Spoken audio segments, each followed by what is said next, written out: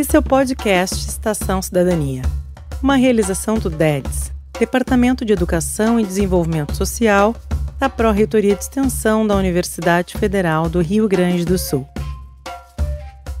Olá! Começa agora o Estação Cidadania. No programa de hoje, exibiremos a entrevista que eu, Gustavo Cavalheiro, juntamente com a Rebeca Donazar, realizamos com duas integrantes do Pega Leve, projeto de extensão da URGS, com foco na saúde mental dos estudantes. Ana Margarete Bassols e Ana Viduani conversaram com a gente sobre os objetivos do projeto, sobre o impacto do ambiente universitário nos estudantes, entre outros assuntos. Começaremos o programa com uma breve audiodescrição das participantes. Confira agora. Então, acho que a gente pode começar fazendo uma audiodescrição de cada um de nós, né, para o programa que vai para o YouTube. Eu sou o Gustavo, eu sou um homem branco, sou moreno, atrás de mim tem uma parede branca, uma porta, tô com fones de ouvido pretos, tenho bigode e barba pretos, tem uns instrumentos musicais também atrás de mim, e eu tô com uma camiseta branca. Eu sou a Rebeca, eu sou uma mulher branca, tô vestida de preto hoje, blusa preta, óculos preto, óculos de grau preto e uns brincos pretos de gato. Atrás de mim tem uma parede branca, um sofá amarelo, um pedacinho aparece só, e um quadro com uma moldura preta, um quadro do Ganesh. E sou servidora da universidade. Eu e Gustavo estamos aqui para entrevistá-la, para conhecer um pouco mais sobre o projeto. Um projeto tão importante na universidade. Certo, então, meu nome é Ana Carolina Viduani, eu sou extensionista do projeto Pega Leve, sou uma mulher branca, loira, eu uso óculos, meu óculos é prata, eu estou vestindo uma blusa branca e vermelha, e atrás de mim eu tenho um armário branco, uma parede branca e alguns materiais de escritório. Eu sou Ana Margarete Bassols, sou psiquiatra, sou professora do Departamento de Psiquiatria desde 91 e tenho uma alegria muito grande de ser coordenadora desse projeto de extensão Pega Leve. Eu estou usando uma camiseta branca, tenho uma parede clara atrás com 2 quadros e eu uso óculos e eu uso cabelo branco também, com as tintas da natureza. É isso. Então, mais uma vez, eu gostaria de agradecer a presença de vocês. Vai ser muito legal essa conversa para nós, vai enriquecer nosso programa. E para isso a gente gostaria de começar perguntando como que surgiu o projeto, né? Quais foram as inspirações para a criação desse projeto. Acho que a Ana pode começar, Ana. É uma longa história. No caso, ele foi um projeto que ele começou mais ou menos em 2018, né, se não me engano, assim, ele nasceu a partir de vários estudantes universitários que pensavam bastante sobre saúde mental.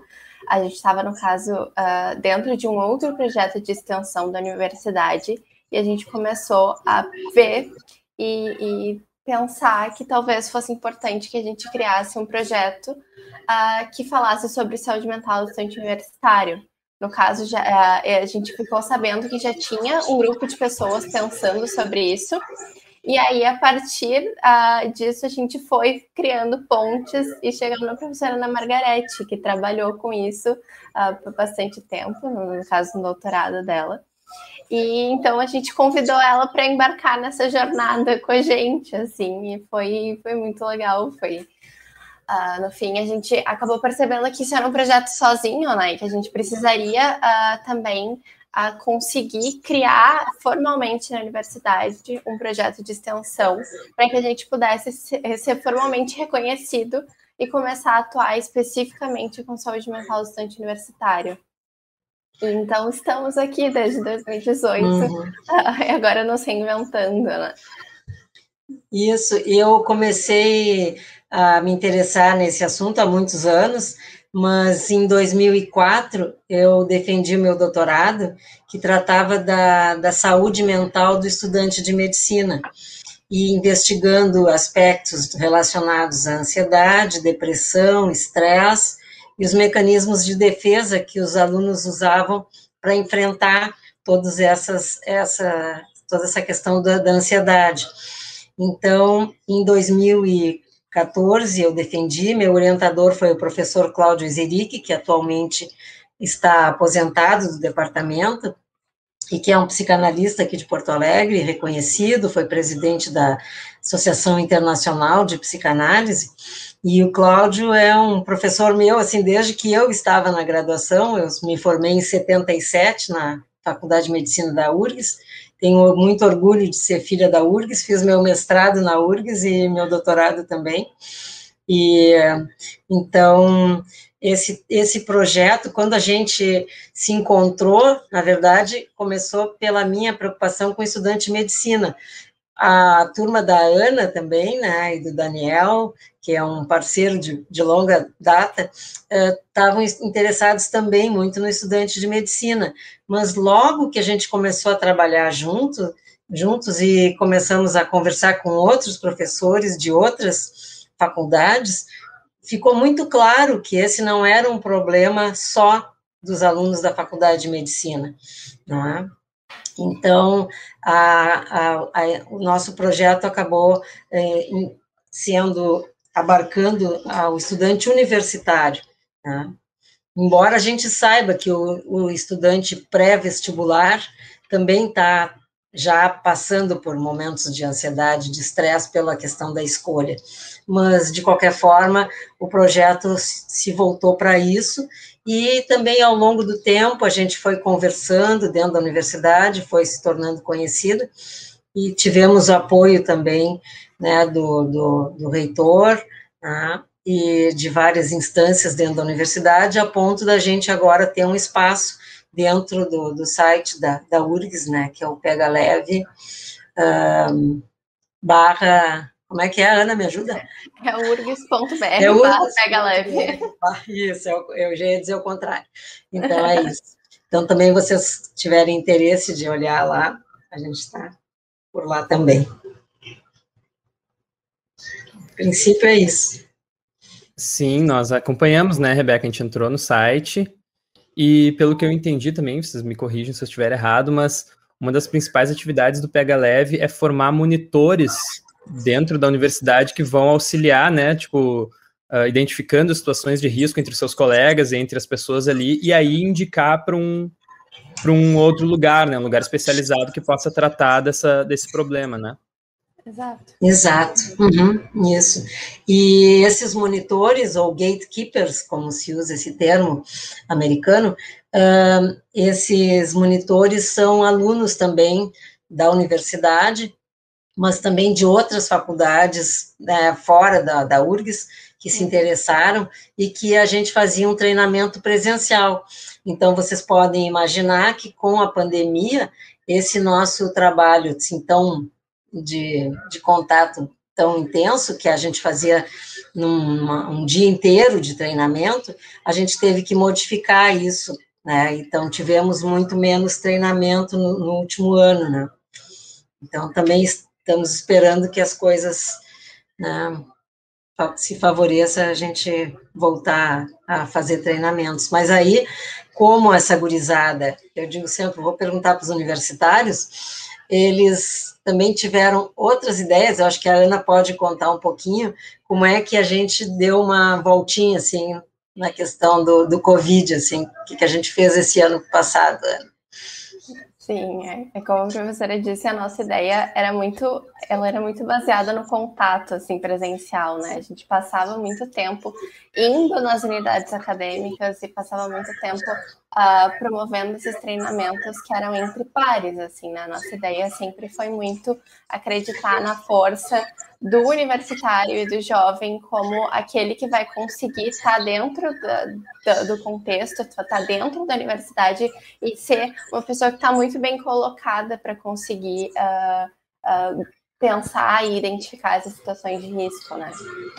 E como a professora disse, assim, o coronavírus e a pandemia, assim, a restrição das atividades, ela trouxe muitos outros desafios, né? Porque a gente perdeu essa capacidade, assim, de estar nos locais e perdeu essa possibilidade de estar com esse contato super direto.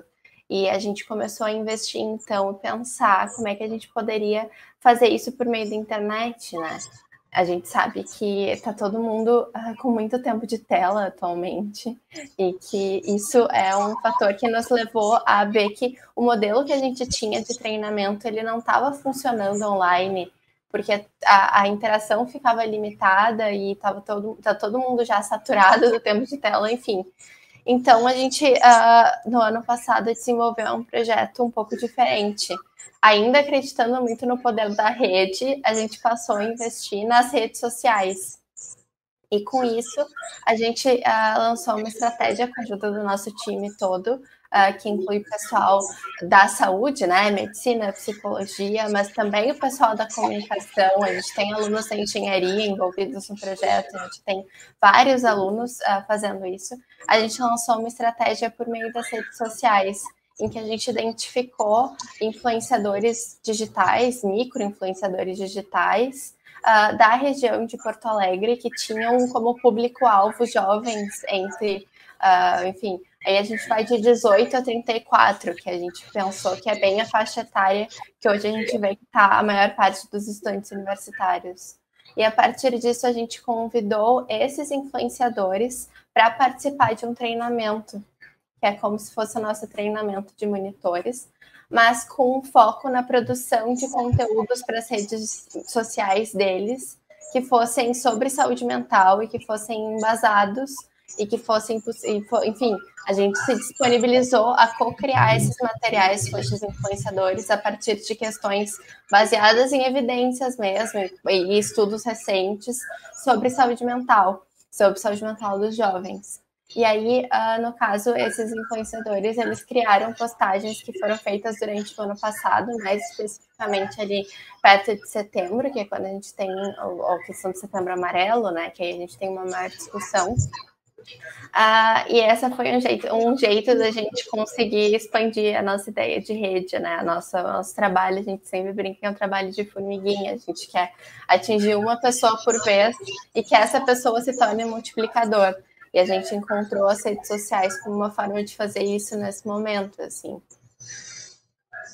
E agora, inclusive, a gente conseguiu medir qual foi a repercussão, não é, desse projeto com os influenciadores, o antes e o depois, e a nossa penetração em termos de redes sociais aumentou muito. Então, a gente está bem satisfeito, inclusive, agora esse ano vai ter o congresso, a jornada de psiquiatria do Centro de Estudos Luiz Guedes, agora no final de junho, e semana passada a gente já encaminhou um tema livre, não é, um pôster mostrando a influência, né, dessa comunicação com os estudantes, né, e como esse projeto de alguma maneira se reinventou, né, em função dessas limitações do distanciamento social, né.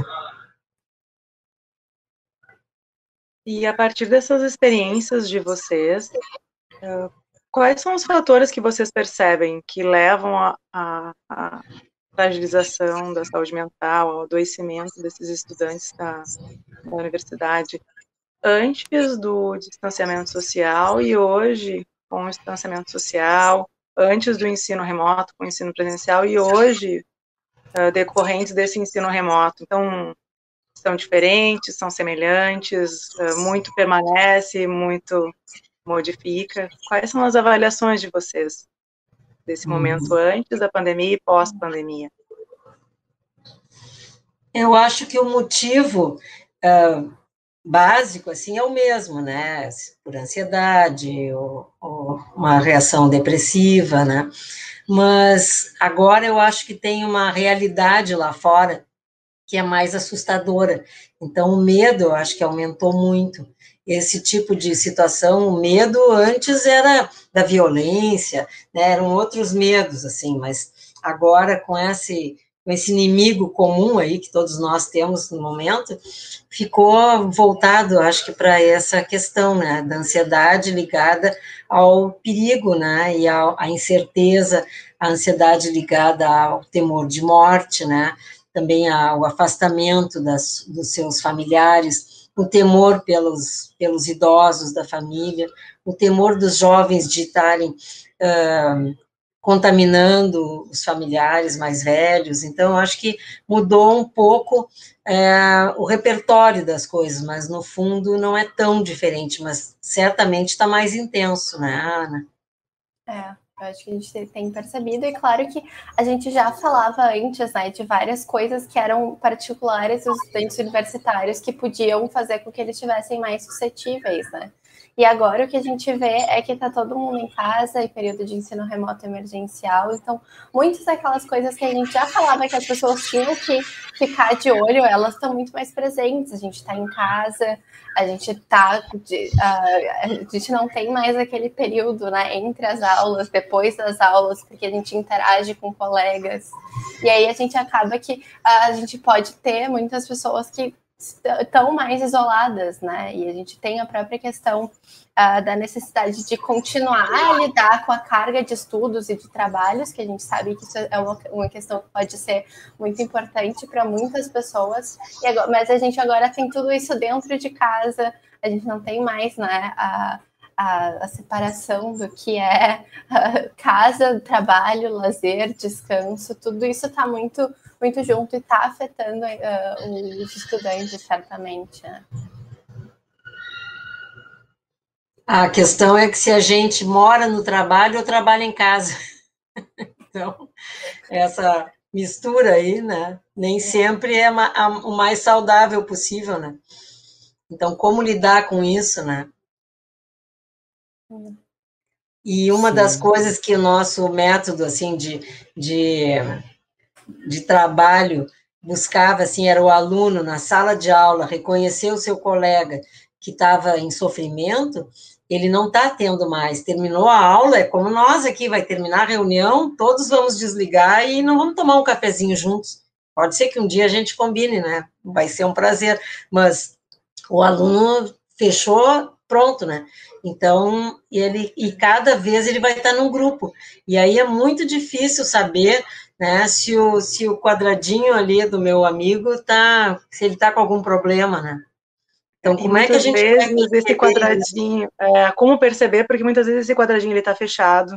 Isso. Vídeo fechado, áudio fechado. Então, as interações, elas também estão limitadas, né? Não, estão bem mais limitadas. Mesmo as virtuais, né? Mesmo usando os recursos, tendo disponíveis esses recursos, né? É verdade. Então, deve ser bem complicado. Se perde muito, né? Se perde muito, né? E se perde, me parece, no senso de empatia, né? Que é uma coisa que a gente trabalha bastante no nosso projeto, né? Do aluno se colocar no lugar do outro, do aluno se interessar pelo que o outro está sentindo, se percebe que o aluno está diferente, se aproximar, perguntar se está com algum problema. Nessa maneira aqui da tela, é bem mais complexo. Exato. Isso e a nossa próxima pergunta era exatamente sobre isso, né? Assim, de que forma o ambiente universitário é ameaçador, digamos assim, para a saúde mental, mas ao mesmo tempo é protetor, né? Ao mesmo tempo ele ajuda. E como fazer essa relação agora também, em tempos de pandemia e também antes. Mas como o ambiente universitário pode ser ameaçador, mas também protetor. Também é importante para os estudantes estarem juntos no ambiente, né, da universidade. Uhum. O lado do ameaçador, que a gente via muito antes, era a questão das tarefas, do nível de exigência, né, dos professores, né, os alunos sentindo perseguidos em algumas situações, né, achando que o professor estava tratando eles de uma forma abusiva, né, então algumas questões iam por aí. Nesse momento eu não tenho visto isso, talvez por essa defesa, entre aspas, do aluno fechar a tela, talvez por essa situação de que, né, ninguém está ganhando falta, né? Então, eu acho que pode ter compensado um pouco esse lado, assim, mais ameaçador da avaliação do professor e da exigência, né? Não sei, essa é a minha impressão, mas eu não sou aluna, não sei o que tu acha, Ana. Não, eu acho que a gente tinha na universidade um equilíbrio muito fino entre os fatores protetores e os fatores risco, né? Assim, era porque a gente sempre falava, né, que é uma balança, se a gente tem um desequilíbrio, então a gente tem uma situação um pouco mais complicada. Mas tentava passar essa visão da universidade como estando um balanço muito fino, assim, a gente tem sim fatores de proteção, né, da universidade, e a gente tem sim fatores que podem propiciar uma questão mais que pode levar a um sofrimento, mas como essa questão, né, do ensino remoto, eu acho que ela tá sim trazendo um desequilíbrio maior, que está convocando mais os estudantes a precisarem pensar e precisarem investir em fatores de proteção, né, em fatores de bem-estar, de um jeito que é muito diferente, muito único.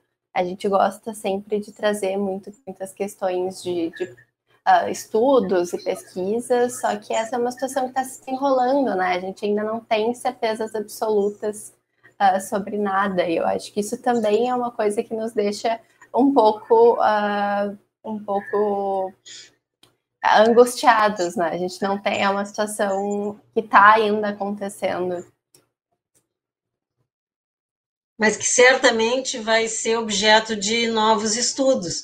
Então, eu acho que é importante a gente também poder observar o que está acontecendo, levantar hipóteses, testar hipóteses, porque isso também vai trazer, né, um retorno para a ciência e acho que para a própria universidade, não é? Sim. Talvez alguém mais ligado à educação pudesse também nos ajudar nessa parte, não é?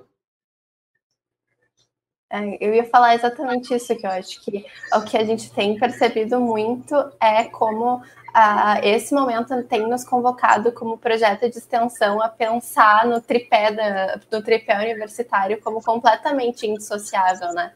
A gente vai precisar aliar o ensino, pesquisa e extensão cada vez mais. Eu acho que a gente estava num caminho bom, mas essa situação, pelo menos, me mostra que esse tripé ele tem que se integrar mais ainda, porque senão a gente não vai conseguir encontrar outros caminhos, assim. Sem dúvida. Bastante trabalho para a universidade, né?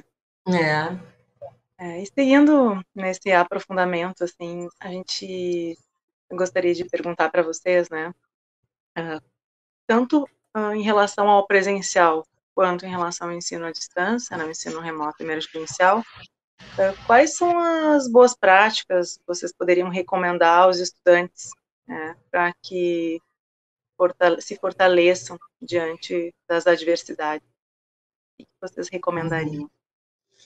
Tem algumas coisas que a gente fez, inclusive alguns treinamentos, né, e a gente tem um pessoal que colabora no nosso grupo, né, temos uma psicóloga que está fazendo o doutorado dela, e ela trabalha na área de procrastinação. Então, tem algumas tarefas, assim, umas orientações para como evitar a procrastinação, né? Temos um colega também no grupo que já é formado também, que trabalha com comunicação. Então, assim, eu acho que são várias questões. Tem o Daniel, que é o nosso também extensionista, ele já é formado, já está terminando praticamente a residência em psiquiatria, e o Daniel também tem tem filmes sobre respiração abdominal, algumas coisas para como lidar com um momento de estresse, não é? Então, eu acho que tem algumas tarefas, assim, algumas atividades que a gente pode propor, não é? E, claro, né, também encaminhar um aluno numa situação mais urgente, que o colega possa saber para onde encaminhar. Até o nosso mapa do Pega Leve saiu na Zero Hora, acho que já faz quase um ano, né? Mostrando a divisão de Porto Alegre, onde é que atende emergência para as pessoas de qual área da cidade, qual lugar que buscar um tratamento, uma avaliação de emergência, se precisar internar. E também o próprio Centro de Estudos Luiz Guedes, como ele é do Departamento de Psiquiatria, e tem uma formação também de psicoterapeutas, então os alunos podem procurar o Centro de Estudos Luiz Guedes para fazerem psicoterapia, a psicoterapia que for avaliada, né, como necessária, com baixos custos, né? E também fizemos uma listagem bem grande de outros lugares em Porto Alegre que também cobram um preço diferenciado, em função que são especialistas que estão em treinamento, que têm supervisão e que podem tratar esses alunos. Então, é um trabalho bem assim, de ajudar o aluno a achar o caminho, assim, para melhorar. Uhum. Eu acho que isso tem lá no site, né, Ana? Sim, sim. Isso. Eu Acho que o mapa está lá. Exato. Talvez vocês já tenham visto. A gente tem várias áreas, assim, né? A gente acha a questão de justamente gerenciamento de estresse, gerenciamento de situações que são mais agudas, assim, vamos dizer, né? A gente sempre fala dessa questão do encaminhamento, né? De que a gente tem que identificar, mas a gente vai precisar também buscar ajuda especializada para casos que sejam mais graves, e que essa é também uma boa prática saber que esse caminho é possível, né? E que esse caminho pode ajudar muitas pessoas, e que a gente conseguir...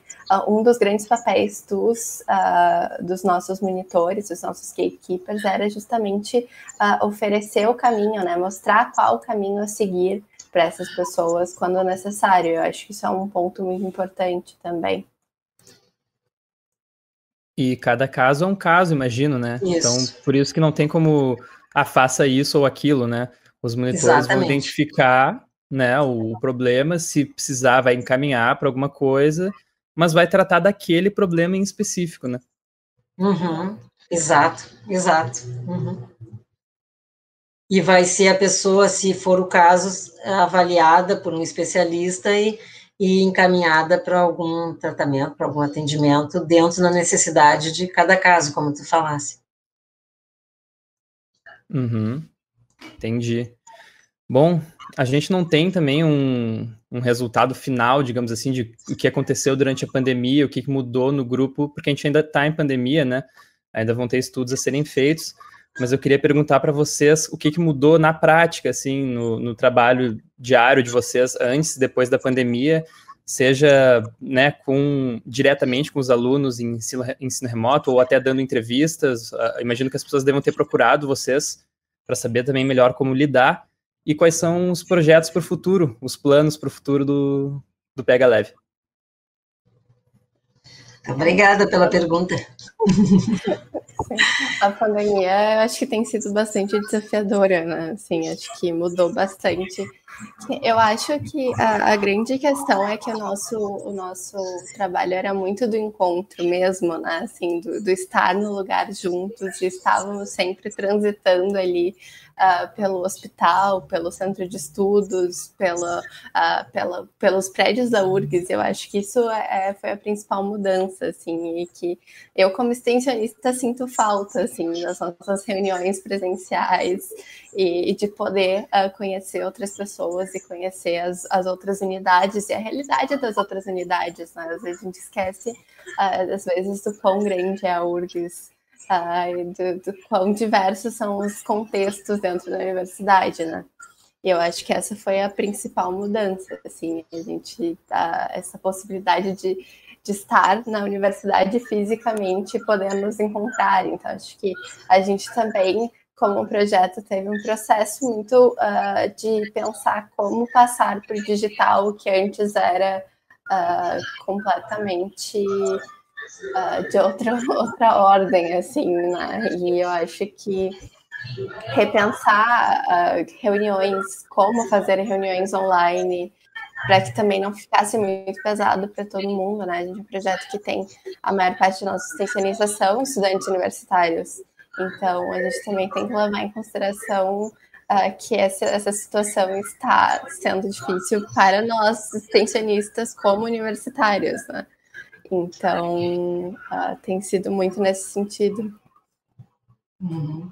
Uma coisa que a gente conseguiu manter foi o contato entre nós. Então, nós temos um grupo de WhatsApp entre nós, usamos o Trello, né, também para nos comunicarmos e trocar material, e temos fixa, assim, uma reunião mensal, num sábado de manhã, que a gente marca para ser de 1 hora, mas sempre passa, né, porque sempre tem assunto, e agora a gente está concorrendo pedimos uma bolsa, não é, para novo extensionista, ainda está sendo avaliada, né, pela universidade, estamos torcendo que a gente consiga mais um bolsista, que eu acho que é muito importante, assim, também um retorno que esse aluno pode ter, né, em termos não só de aprendizado, mas também alguma ajuda financeira, né, mas, então, acho que é interessante, assim, a gente saber que também o pessoal começa a aprender também a se organizar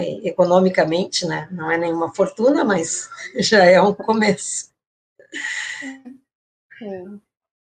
E ajuda no próprio... E o futuro, Ana, e o futuro. Essa aí vai ficar de tema de casa para nós, eu acho, Gustavo. O futuro, a gente... claro, a gente tem aquela esperança do retorno às atividades presenciais. Eu acho que sem essa esperança a gente não continuaria com o projeto, né? Assim, mas a gente conseguir retomar as nossas atividades físicas nos locais dentro da universidade, nas unidades, para retomar o treinamento de monitores como a gente gostaria e como a gente estava fazendo, né? Não, e a gente também deu muitas conferências, né, em vários lugares dentro da universidade, né, inclusive para professores de outras unidades, né, então foi bem interessante, assim, né, a gente tinha uma circulação bem maior, né, dentro da universidade. Então, isso a gente sente falta, né, acho que todos sentimos falta do contato humano, né, somos animais sociais, não adianta. A gente precisa. E continuamos pensando e repensando a atuação também nas redes sociais como uma forma de conectar com o nosso público, com os outros estudantes agora, né? E daqui para frente. Provavelmente isso permaneça, né? É o que tudo indica que voltando ao presencial, mas essas interações aqui como a nossa, mais reduzidas, certamente. Ainda aqui mediadas pela tela, são interações, né, que provavelmente seguirão forte. Claro. Mas então, seguindo para o nosso encaminhamento, nosso final, a gente gostaria que vocês fizessem algumas considerações finais, palavras finais que desejarem. O que me ocorre é que, se a gente for comparar com a gripe espanhola, 100 anos atrás, nós estamos no lucro agora, né? A gente pode se comunicar pela internet, eu posso ver meus netos pela internet, posso brincar, posso contar história de noite para eles dormirem. Então, assim, eu acho que tem toda uma aproximação que é diferente, mas que é possível estar perto também, né? Apesar de todas essas limitações. Então, eu queria agradecer muito para vocês por nos trazerem esse momento, assim, de novas reflexões, e as perguntas de vocês tão pertinentes. E, bom, vamos torcer, assim, que a gente resolva esse luto, né, pelas mortes que a gente está incrivelmente constatando no nosso país, e deixar, assim, uma mensagem de esperança, assim, que eu acho que a gente precisa plantar esperança para poder voltar melhor desse momento todo. Vamos ver. Eu queria agradecer também bastante o convite e também reforçar que a gente adora conhecer outros projetos de extensão da universidade, e eu acho que a gente acredita como um projeto muito, muito, muito na extensão universitária. Eu pessoalmente faço extensão desde que eu entrei na universidade, vai fazer quase 5 anos, e eu sou extremamente apaixonada pela extensão como uma atividade, e então a gente também adora essa ideia de continuar reforçando a nossa universidade e a atuação da universidade junto à comunidade sempre, e defendemos e acreditamos muito nisso também como instrumento de mudança. É isso, pessoal. Muito obrigado ao Pega Leve pela participação e a todos vocês que acompanharam a entrevista. Nos vemos no próximo Estação Cidadania. Tchau!